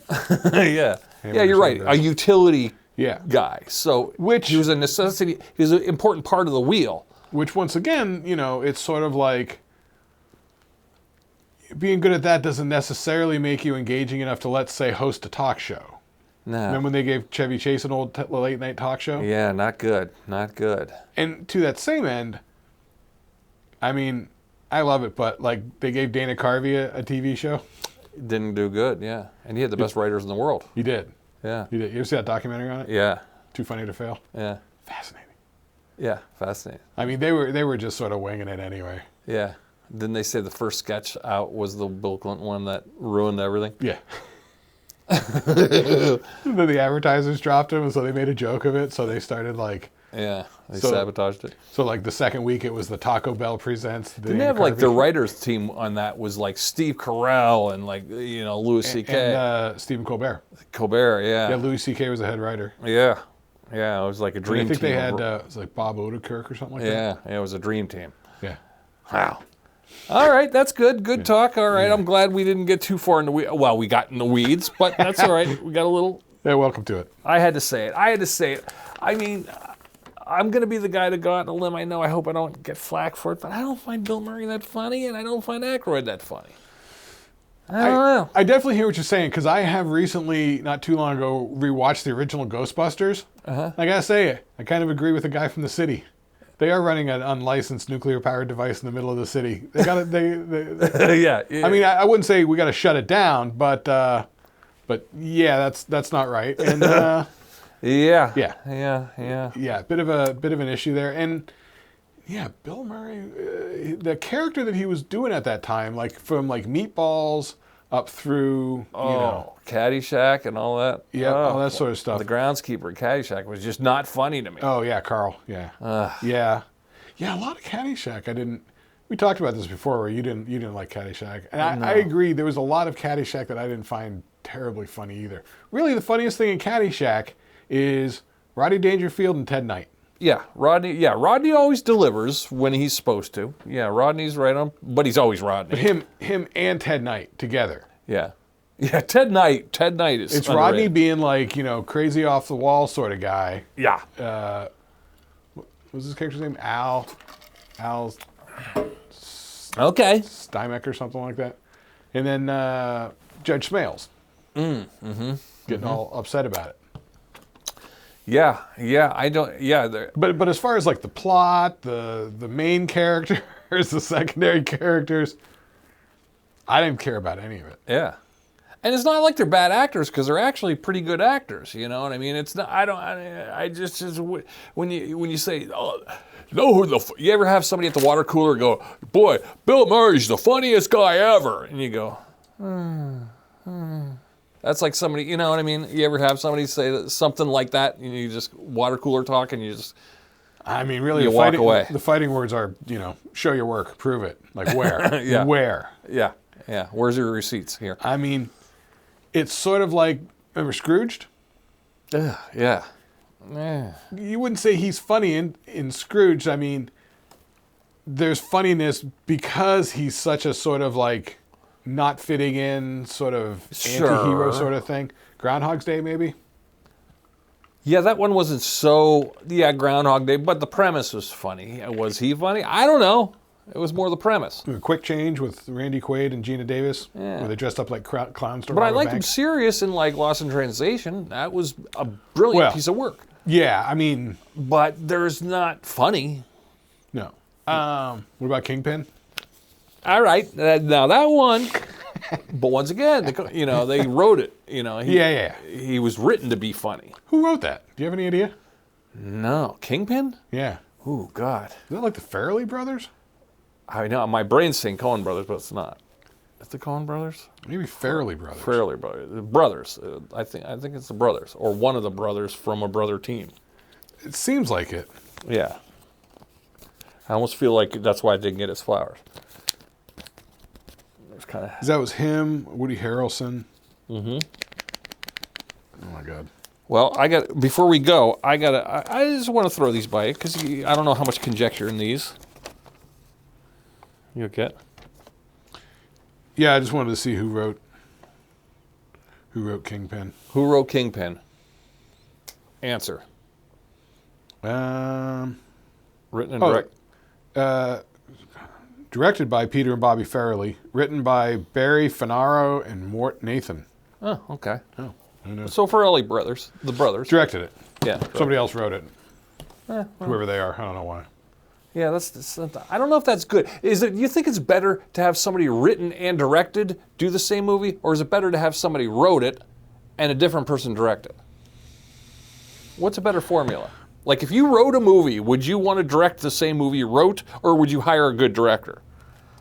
It depends. It depends on what it is. Yeah. Like if I wrote like a big budgety sci-fi sort of thing, Yeah, go ahead and hire somebody else to direct that. Bring in the professionals, because I'm out of my league here. Bring in the professionals. Like I can make with the tappity, righty. Yeah, I'll do the righty. Yeah. But boy, I wouldn't know how to put that together and make that all fly. Or vice versa. Could you direct somebody's written script and just do the best you could with what you're given? I can, yeah. Yeah, you know what I mean?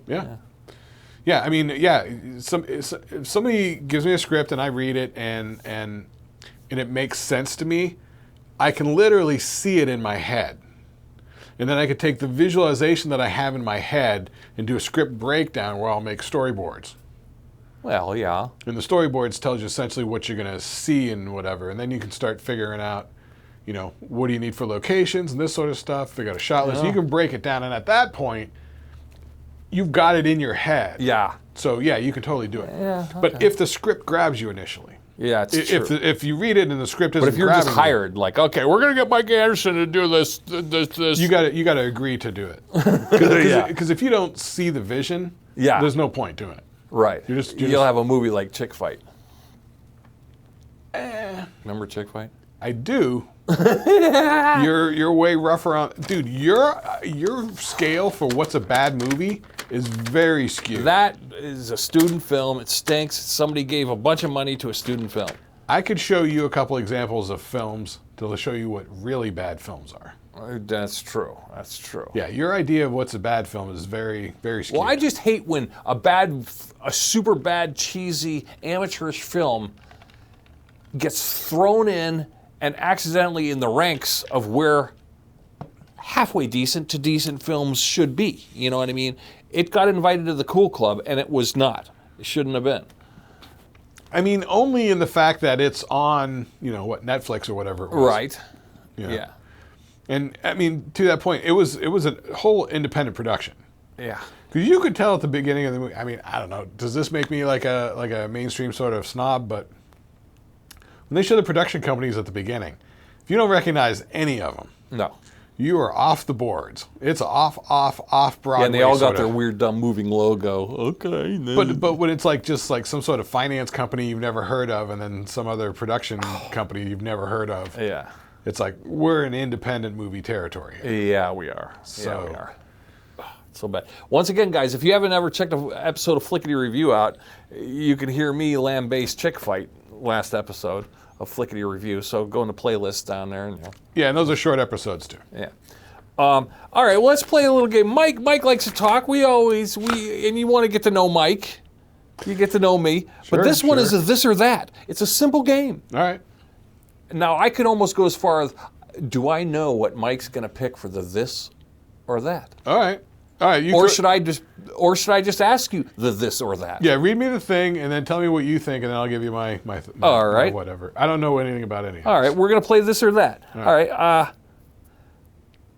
Would you rather be blind for a week or deaf for a week? Oh, I see what you're saying.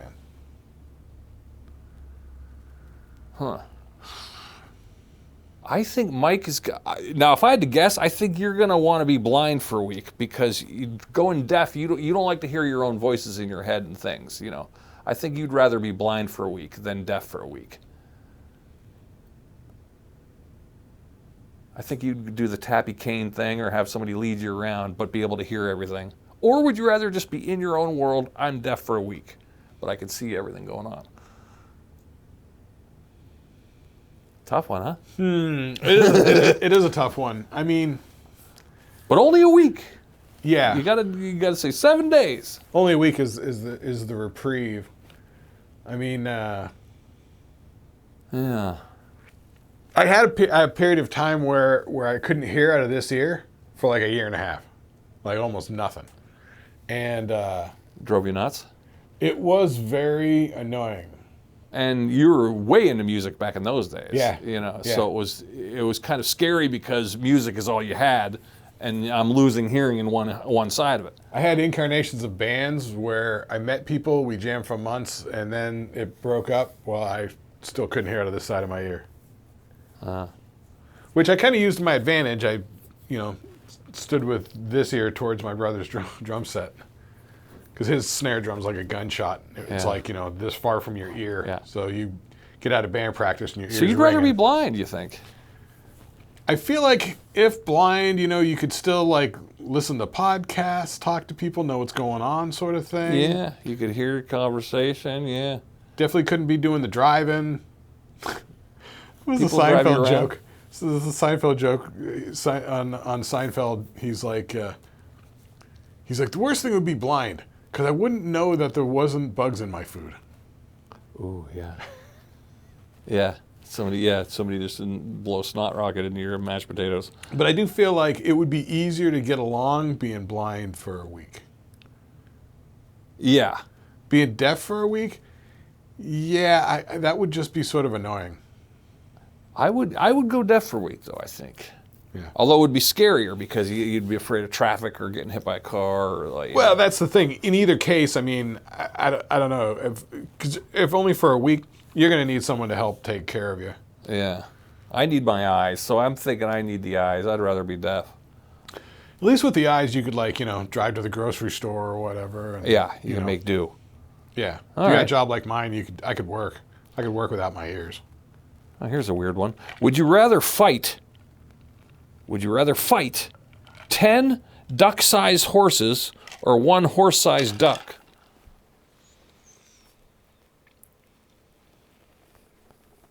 Duck-sized horses 10 of them. or a horse-sized duck? Horse-sized duck coming at you would be scary as fuck. Yeah, that would be. Yeah, I'd rather get the 10 duck-sized horses. You can just kick those fucking little things. They're like little dinosaurs. Yeah, all they could do is sort of nip at you, right? Right. But a horse-sized duck. The big danger of the horse is because they're so big and heavy. Yeah.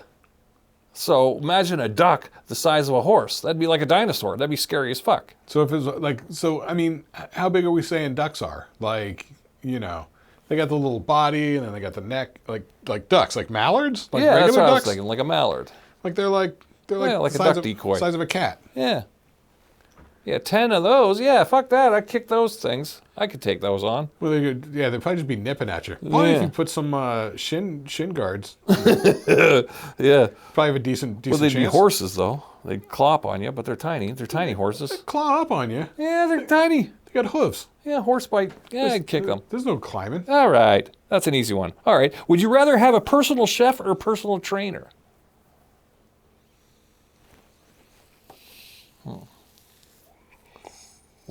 Mike, we gave you $1 million. Here's your budget. You're going to go, do you want a personal chef or do you want a personal trainer? I almost feel like if you had a personal chef, you might not need the personal trainer. That's what I was thinking.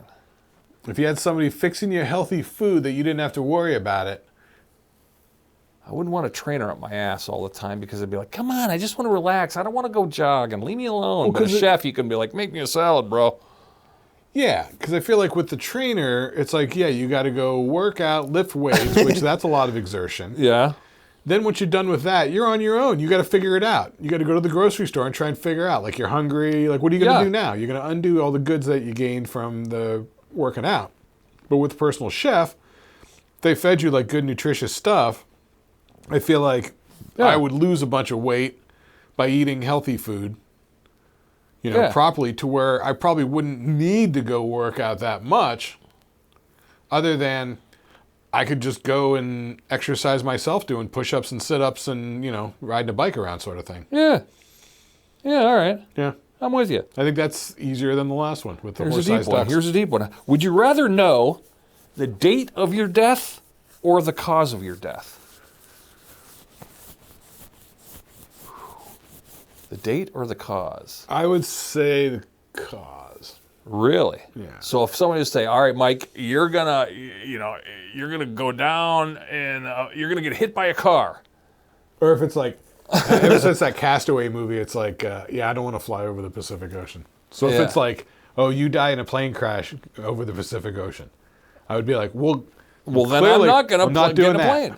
Yeah. Yeah, you could avoid it almost, I'm not going to Japan. I'm not going to Australia. Yeah. Count me out. Yeah, But yeah, okay, all right. I would think. How about, okay, we'll go a couple quick ones. How about this one? Would you rather time travel to the past or time travel to the future? You got one shot, and you can come back, but you can go one trip, and we're going to send you back in time, and you got a button to come back, or we're going to send you ahead of time, and you got one button to come back. This kind of feels like an easy one, too. What do you think I would say? I think you would say, I think you're going to go for the future.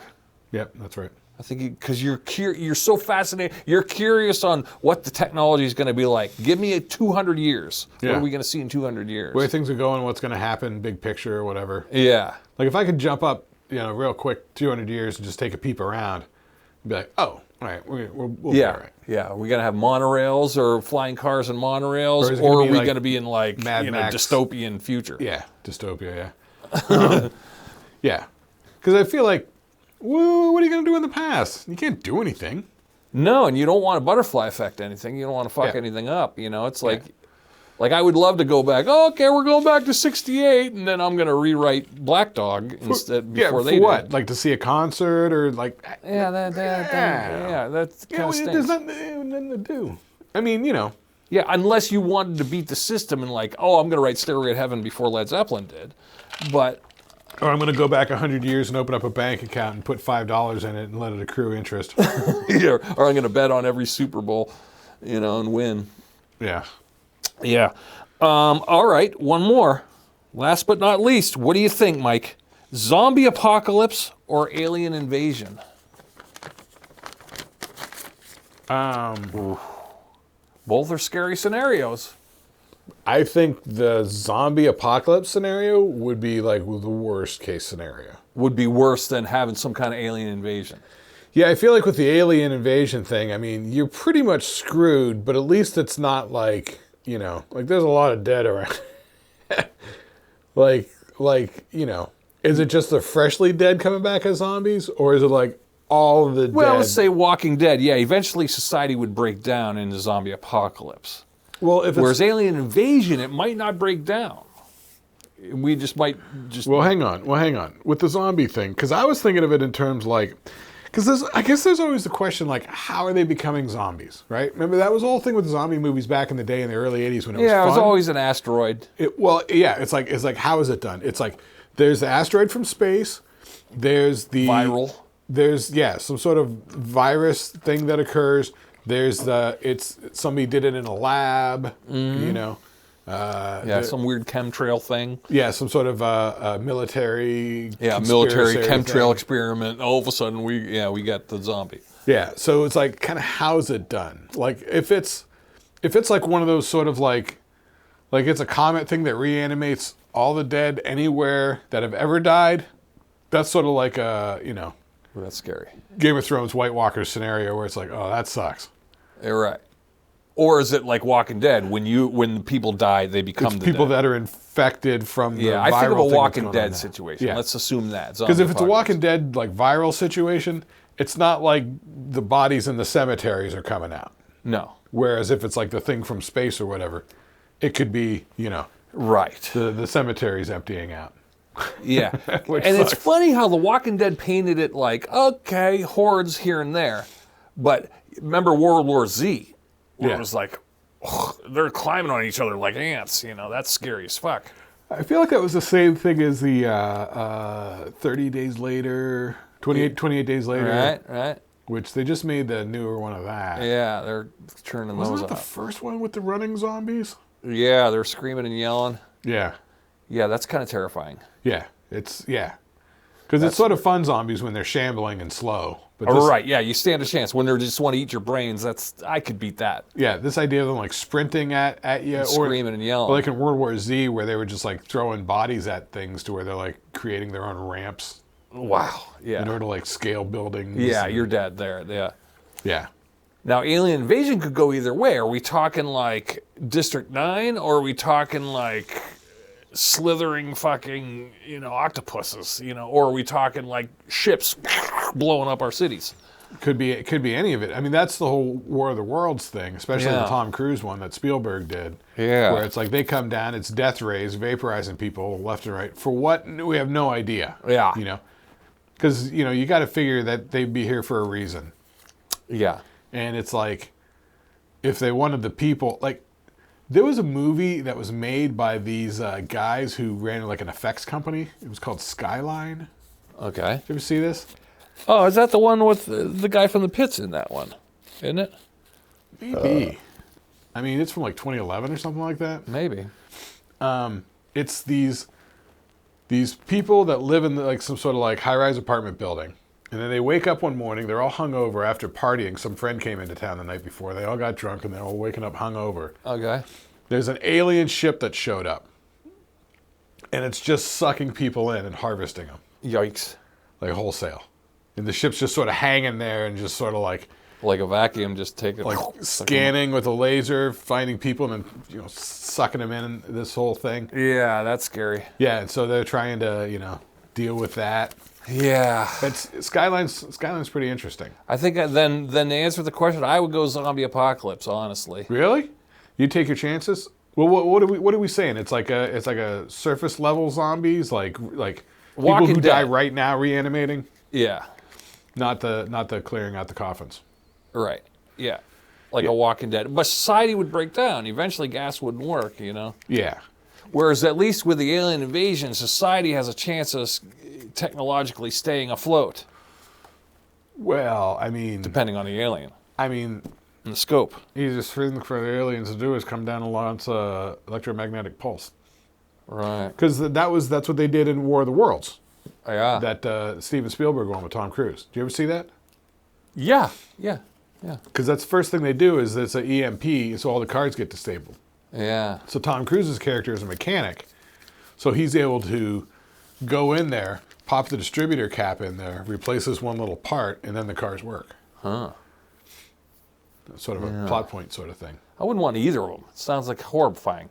Yeah. Well, yeah. I mean, with the alien thing, it's almost like, I guess it depends on the aliens and what they're doing. Yeah, I mean, you could say it's a 50-50 roll of the dice, whether they're going to be, benevolent or... Yeah, or if they just land and it's like District 9 and we just got a new race right, blending in, I'll take that. What was that other one? Alien Nation? Yeah. Yeah, I'll take that over where zombies. They're like refugees just showing up or whatever. Right. We just have a new race of people on the planet that are just kind of showing up. Yeah. Or is it going to be like Independence Day? Yeah, because they're not all necessarily going to destroy. Yeah, it could be like just V. Yeah, I'll take that. Who knows? But then at least at that point, I mean, you can try and fight back or something. Yeah. And I feel like society would fight that, whereas I feel like in zombies, you're going to fraction off.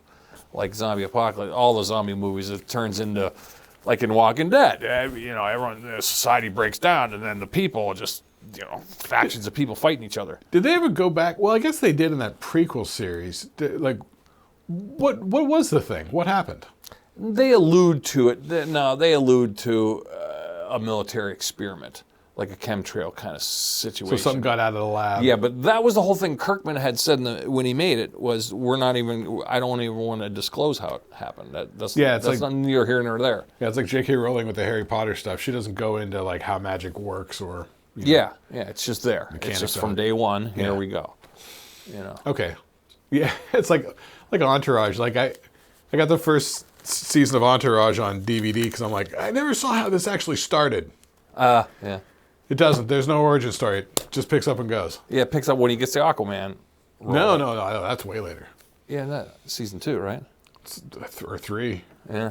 That's way later. Because he's doing it with James Cameron. Yeah.